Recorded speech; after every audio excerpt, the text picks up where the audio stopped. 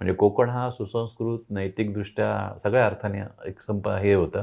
पण आता आपण नैतिकता, अमकं-तमकं सगळं गुंडाळून ठेवलेलं आहे. सगळी मूल्य, सगळं हे आणि फक्त पैसा मिळवणं. मग तो राजकीय लोकांच्या मागे धावून मिळवलेला असू दे, जमिनी विकून मिळवलेला असू दे, अगदी अक्षरशः आपल्या आया-बहिणी विकून मिळवलेला असू दे, कुठच्याही मार्गाने मिळाला, तरी लोकांना त्याचं काही वाटत नाही. विधिनिषेध अजिबात उरलेला नाहीये.